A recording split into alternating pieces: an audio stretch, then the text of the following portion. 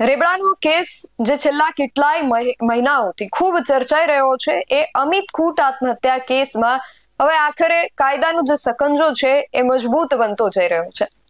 છેલ્લા 8 મહિના જેટલા સમયથી પોલીસની નજરોથી બચતા ફરતા અને કોર્ટ દ્વારા જેને ફરાર જાહેર કરવામાં આવ્યા હતા એ મુખ્ય આરોપી રહીમ મકરાણી એટલે કે મિસ્ટર એક્સ જે છે એની ધરપકડ થઈ ચૂકી છે અને ગઈકાલે એને કોર્ટની અંદર રજૂ કરવામાં આવ્યો હતો, જ્યાં કોર્ટે તેને 2 દિવસના રિમાન્ડ મંજૂર કર્યા છે.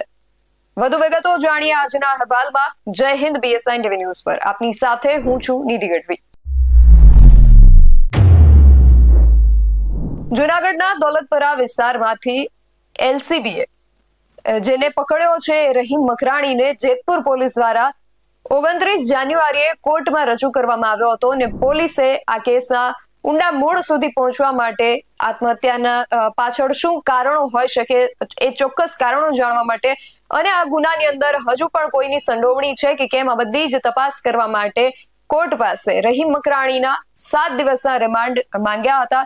પરંતુ કોર્ટમાં બંને પક્ષે જે પ્રકારે દલીલો થઈ એ દલીલો સાંભળ્યા બાદ કોર્ટે ગુનાની ગંભીરતાને ધ્યાને લઈને 2 દિવસના રિમાન્ડ જે છે એ મંજૂર કર્યા છે.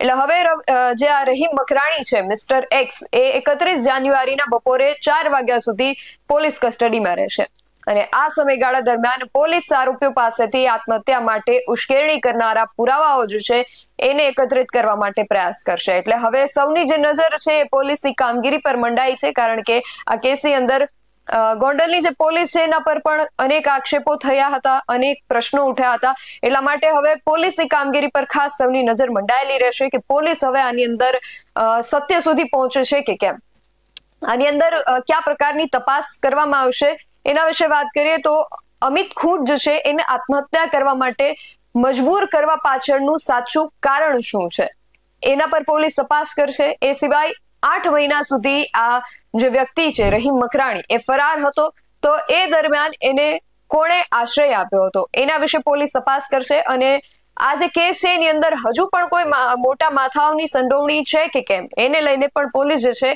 એ હવે તપાસ કરશે. ને રહીમ મકરાણીની જે કસ્ટડી છે પોલીસને મળી ગઈ છે, રિમાન્ડ મંજૂર થયા છે, એટલે હવે આ દરમિયાન પોલીસ આ તપાસ આ જે મુદ્દાઓ છે એના પર તપાસ જે છે એને આગળ વધારશે અને પોલીસ આ રિમાન્ડ દરમિયાન આરોપી જે છે એના નિવેદનો અને ટેકનિકલ પુરાવાઓ જે છે એના આધારે કેસની જે કડીઓ છે એને જોડી અને આત્મહત્યાનું જે કારણ છે એના મૂળ સુધી પહોંચશે એવી આપણે સૌ આશા રાખીએ.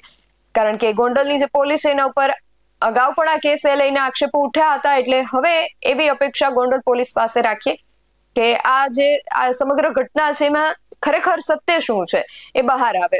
આ કેસની અંદર કોઈ મોટા માથાઓની સંડોવણી છે કે કેમ એને લઈને પણ પોલીસ તપાસ કરવાની છે. પરંતુ અત્યાર સુધી અગાઉ પણ અનિરુદ્ધસિંહ રીબડા અને એમના પુત્ર રાજદીપસિંહ રીબડાનું નામ આ કેસની અંદર ખુલી ચૂક્યું છે. એ બંને જેલની અંદર પણ જઈ ચૂક્યા છે. અનિરુદ્ધસિંહ હજુ પણ જેલની અંદર જ છે, જ્યારે રાજદીપસિંહ જે છે એને થોડા દિવસ અગાઉ જામીન જે છે મળી ચૂક્યા છે અને અત્યારે રાજદીપસિંહ રીબડા જે છે એ જેલની બહાર છે.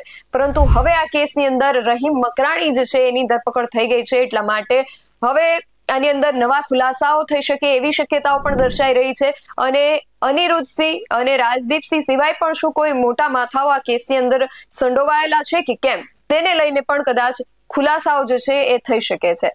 એટલા માટે સૌની નજર હવે પોલીસ જે તપાસ કરી રહી છે એના પર મંડાઈ છે.